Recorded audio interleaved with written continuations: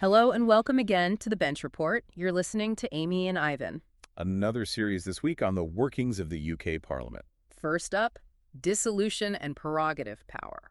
Right. We're looking today into how Parliament formally ends before a general election. It's called dissolution. And our mission is really to track how this power has shifted, from old traditions to strict laws and now kind of back again. Exactly. We'll look at the 2024 election dissolution specifically and dig into the legal questions around it. Okay, so dissolution itself, what does it fundamentally mean? At its core, it means every seat in the House of Commons becomes empty. Simple as that. Clears the way for a new election. And traditionally, this was a royal prerogative power. Yes, for centuries.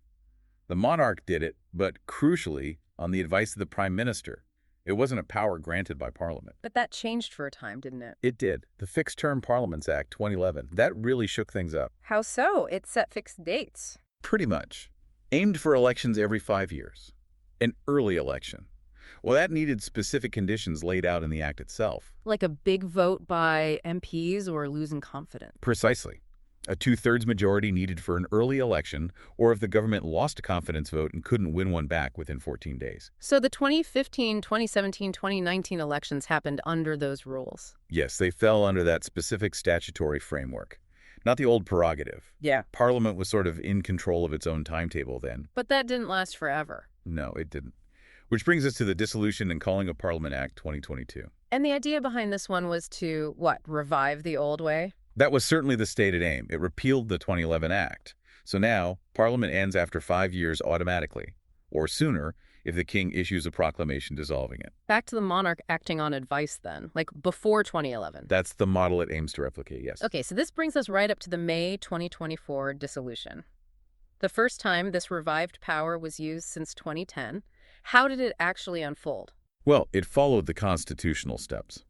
On May 22nd, Rishi Sunak went to the palace, requested dissolution from King Charles. And there were those whispers about some in the cabinet being caught off guard? Reportedly, yes, though other party figures were apparently in the loop.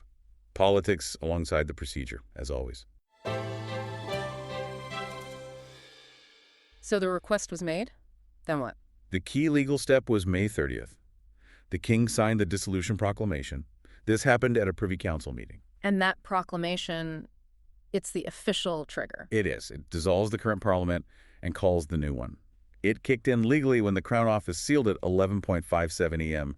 that day. And that starts the clock ticking. Instantly triggers the 25-day statutory election timetable. Leading to the July 4th election and the new parliament meeting on July 9th. Any interesting procedural bits from that day?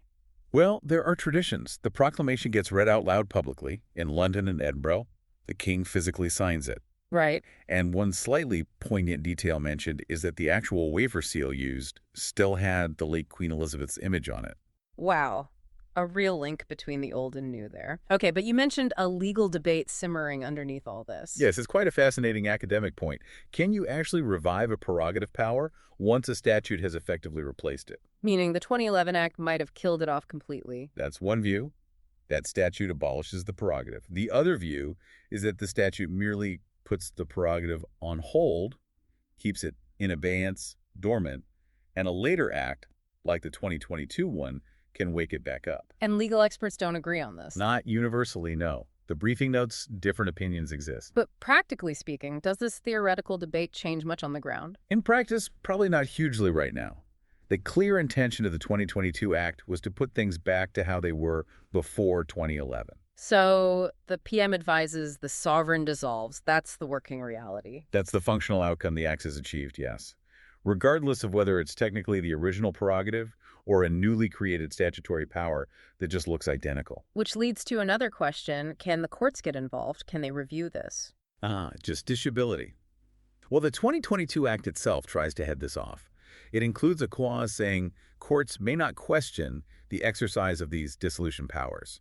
An ouster clause, essentially. So, case closed for judges. Not necessarily so simple. There's a fundamental principle that courts can look into whether a prerogative power exists at all and what its limits are. So they could potentially question if the power was really revived. Potentially, yes. Although it's worth noting that previous judicial comments have suggested deciding when to dissolve Parliament isn't really a job for the courts. It's seen as fundamentally political. Okay, let's tie this together. Why should you, listening, care about these sometimes quite technical details of dissolution? Because it's fundamental. How Parliament ends directly controls when you get to vote in a general election. It's the starting gun. Understanding the process shows you how governments change, how elections are formally set in motion. It's part of the democratic machinery. Absolutely. It reveals those underlying constitutional gears. So here's something to ponder. Given the academic debate, is the power to dissolve Parliament today truly that ancient prerogative unchanged? Or has it actually become a power granted by the 2022 Act, even if the Act says it's reviving the old one? Does that distinction matter in the real world, or is it just about what Parliament intended the law to do? As always, find us on social media at Bench Report UK. Get in touch with any topic important to you. Tomorrow, we look at parliamentary recall procedure. See you then.